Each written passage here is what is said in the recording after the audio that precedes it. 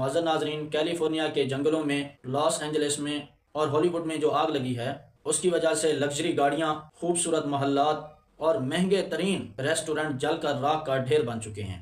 اس آگ کو بجھانے کے لیے امریکہ نے 12,000 فائر فائٹر، 1150 فائر انجن، 60 طیارے اور 150 واٹر ٹینکر لگائے ہیں، جو کہ اس آگ کو بجھانے میں مصروف ہیں۔ اب تک کی رپورٹ کے مطابق امریکن اکنامی کو $150 بلین کا نقصان ہو چکا ہے۔ پاکستانی کرنسی کے حساب سے تقریباً 15 لاکھ کروڑ کے لگ بھگ بنتا ہے۔ معزز ناظرین، میں مشرق وسطی مڈل ایسٹ کو جہنم بنا دوں گا۔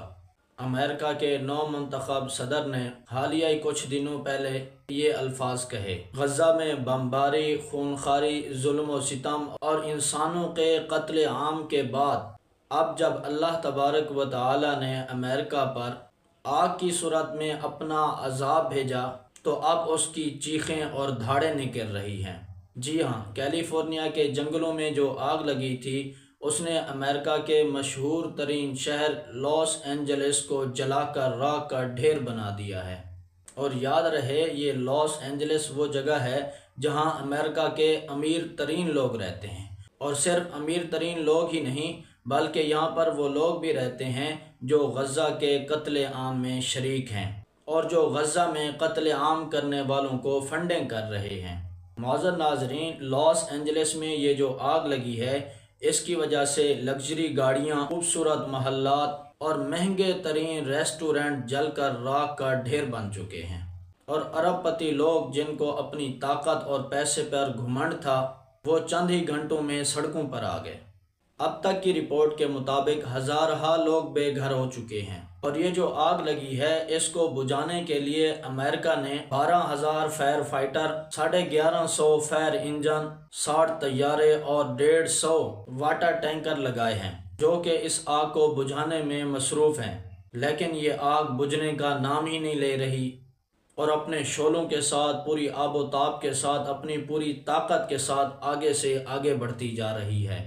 اور وہاں کی حکومت نے اعلان کر دیا ہے کہ نہ تو ہم اس آگ کو روک سکتے ہیں اور نہ ہی خوبصورت محلات اور ان مہنگے ترین ریسٹورنٹ کو جل کر راکھ بننے سے روک سکتے ہیں۔ اب ضرورت اس بات کی ہے کہ انسانی جانوں کو کسی نہ کسی طریقے سے بچایا جائے۔ اب تک کی رپورٹ کے مطابق امریکن اکنامی کو $150 بلین کا نقصان ہو چکا ہے۔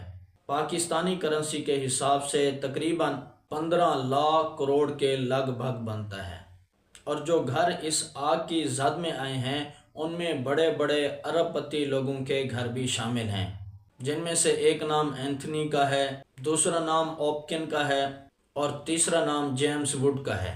جی ہاں، جیمز ووڈ۔ شاید آپ کو یاد ہو کہ یہ جیمز ووڈ وہی شخص ہے کہ جب غزہ میں بمباری، خون ریزی، ظلم و ستم، انسانوں کا قتل عام شروع ہوا تو اس وقت اس شخص نے یہ ٹویٹ کیا تھا کہ سیز فائر نہیں ہونا چاہیے، جنگ بند نہیں ہونی چاہیے، مسلمانوں کا زبردست قتل عام ہونا چاہیے۔ اب جب یہ خود CNN کو انٹرویو دے رہا تھا اور اپنے $5 ملین کے گھر کو جلتے ہوئے دیکھ کر سسکیاں لے لے کر رو رہا تھا، اور یہ کہہ رہا تھا کہ کل اس وقت میں اپنے گھر کے سوئمنگ پول میں سوئمنگ کر رہا تھا، اور آج یہ راکھ کا ڈھیر بنا ہوا ہے۔ معزز ناظرین، قرآن مجید میں ہے وَلَا تَرْكَنُوا إِلَى الَّذِينَ ظَلَمُوا فَتَمَسَّكُمُ النَّارُ۔ اللہ نے دو ٹوک الفاظ میں یہ اعلان فرما دیا کہ کبھی بھی ظالموں کا ساتھ نہ دو، کبھی بھی ظالموں کو سپورٹ نہ کرو۔ اگر تم نے ایسا کیا، یعنی تم نے ظالموں کو سپورٹ کی، فَتَمَسَّكُمُ النَّارُ، تو آگ تمہیں اپنی زد میں لے لے گی، آگ تمہیں اپنی لپیٹ میں لے لے گی۔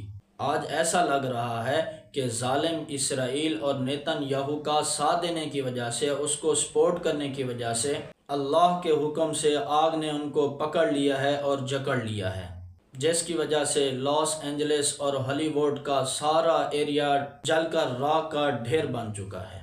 لہذا یہ بات ہم سب کو ذہن نشین کر لینی چاہیے کہ نہ تو ہم خود ظلم کریں، نہ تو خود ظالم بنیں، اور نہ ہی کسی ظالم کو سپورٹ کریں۔ اگر کسی ظالم کو سپورٹ کی یا ظلم کیا تو انجام اس طرح ہوگا، دنیا میں بھی اور آخرت میں بھی۔